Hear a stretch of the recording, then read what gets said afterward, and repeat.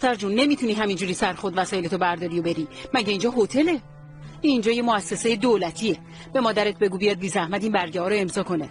این کارا روند اداری خودشو داره. مگه بچه بازیه؟ آخه تازه از بیمارستان مرخص شده نمیتونه بیاد. فقط هم تا وقتی که ناپدریم برگرده میمونه. اگه اون نیاد برای همیشه از اینجا میرم و دیگه بر نمیگردم.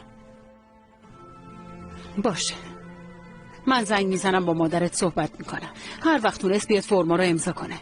تا وقتی هم که روند اداری طی بشه بهت مرخصی میدم. باشه؟ برو.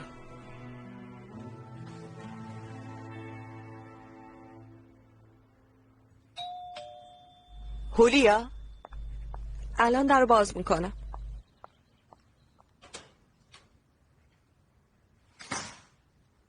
کی بود؟ آقا توفیق اومدن.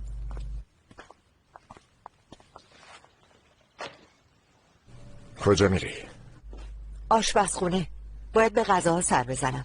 قبل از اینکه بچه‌ها بیان میخوام در مورد یه چیزی باز کنم. اگه میخوای معذرت خواهی کنی باید بگم زحمت نکش. من هنوز خیلی از دستت عصبانیم. همچین قصدی نداشتم.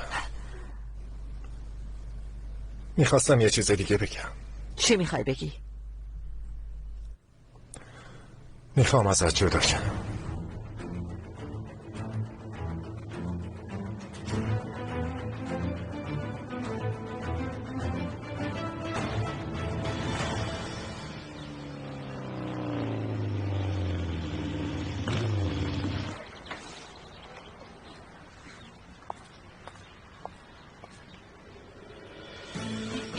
وای بابام اومده. من باید برم. فریده کلا. وای آره راست میگی. بذار درش بیارم. بیا. خیلی ممنون.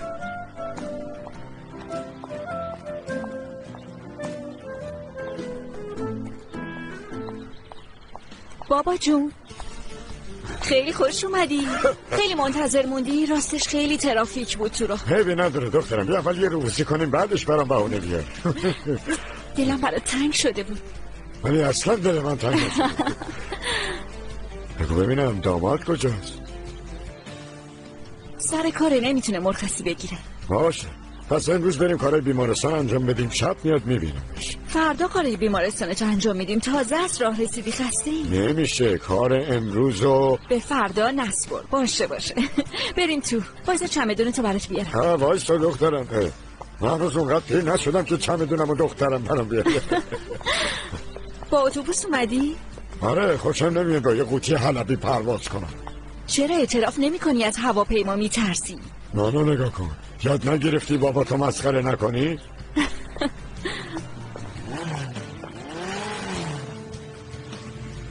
نگاه کن تو رو خدا.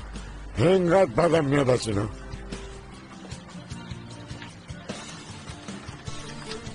بیا تو. خوش اومدی. ممنون.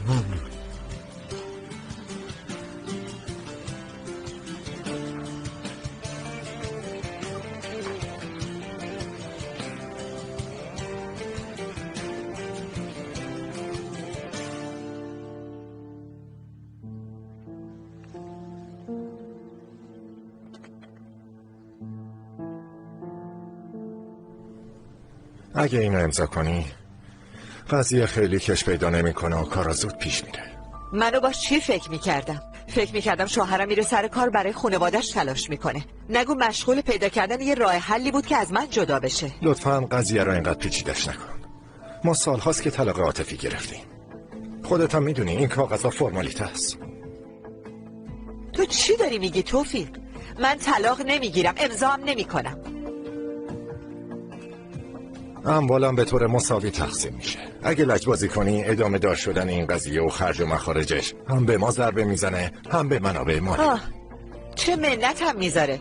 معلومه که اموالت باید نصف بشه. وقتی که باهات ازدواج کردم هیچی نداشتی. تو این سالا هم هیچ وقت کار نکردی. نمک نشناس. یادت رفته برای چه کارایی کردم؟ برای اینکه تو کارت موفق باشی؟ من چه فداکاریایی که برای تو نکردم. الان خجالت نمیکشی اومدی اینجا این حرفا رو میزنی؟ آروم باش، داد نزن. من به تو اجازه نمیدم که بهم بگی چی کار بکنم یا نکنم.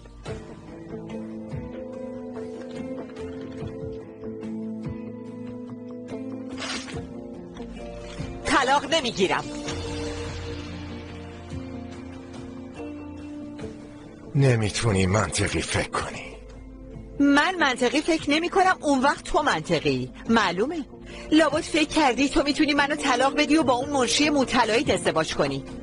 من به هیچ وجه همچین اجازه‌ای بهت نمیدم، به هیچ وجه. این موضوع ربطی به کس دیگه ای نداره. آره، برو این مزخرفاتو برای یکی دیگه تعریف کن که ندونه. از این کارت پشیمون میشی.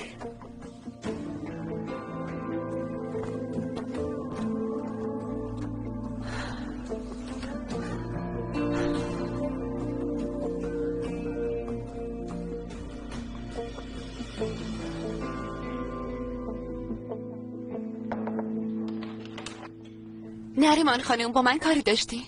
بیا ببینم. درم ببند.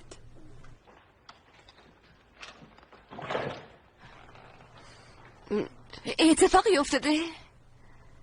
نمیدونم، تو باید بگی. من؟ متوجه نشدم، من که چیزی نمیدونم. خوبه میدونم به گوشت رسیده. بگو قضیه این خون چیه؟ همه دارن دربارش حرف میزنن. من رفتم تو حیاط گشتم ولی چیزی پیدا نکردم. بگو ببینم قضیهش چیه؟ من چیزی نشنیدم.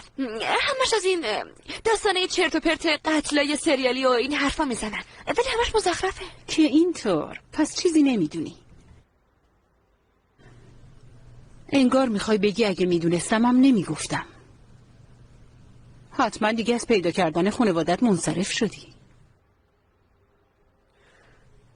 من فکر نمی کنم شما بدونین خانواده من کجا. نریمان خانم،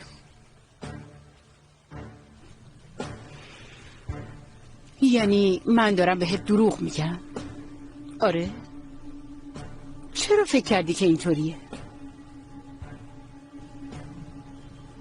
آها، چون اتاقمو گشتی و پرونده‌تو پیدا نکردی اینجوری فکر کردی. درست نمیگم؟ نه نریمان خانم، من چرا باید همچی کاری مهم نیست. به خاطر این کارت مجازاتت نمی کنم، ولی اینو میگم که دیگه تلاش بی خود نکنی. پرونده تو توی اون کمد نیست، همیشه پیش خودمه. ببین اینجاست. نریمان خانم تو رو خدا بدینش به من، خواهش میکنم. با این سنتون هنوز یه چیزو یاد نگرفتیم. به دست آوردن هر چیزی تو زندگی یه هزینه‌ای داره. تو هم هزینه‌ای به دست آوردن اینو خوب میدونی. من نمیدونم، به خدا من هیچی نمیدونم، قسم میخورم. برو فکراتو بکن. باید یه تصمیم جدی بگیری. خوب فکر کن. خدا میدونه وقتی خانوادت پیدات کنن چقدر خوشحال میشن. تو رو از اینجا میبرن به یه خونه قشنگ، بغلت میکنن، میبوسنت، موهاتو نوازش میکنن، لباسای قشنگ برات میخرن، صاحب یه زندگی متفاوت میشی. همه اینا توی این پاکت ساغر.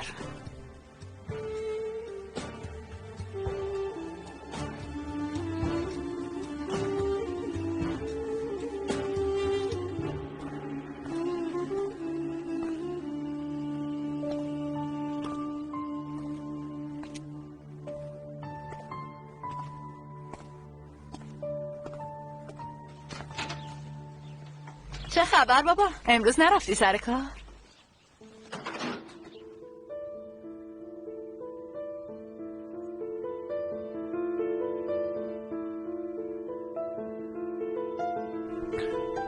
دافنه تو بیا برو تو. چرا؟ مگه چیه؟ باید به بابا یه چیزی بگم، زود باش برو. بابا این چمدون دیگه چیه؟ بازم میخوای بری سفر کاری؟ بفرما، همون چیزایی که به من گفتی و به بچه‌هات هم بگو. یکی بگه اینجا چه خبره؟ بازم دعواتون شده؟ مامان؟ من نمیدونم دخترم، از پدرت بپرس، اونی که از بودن با ما ناراحته.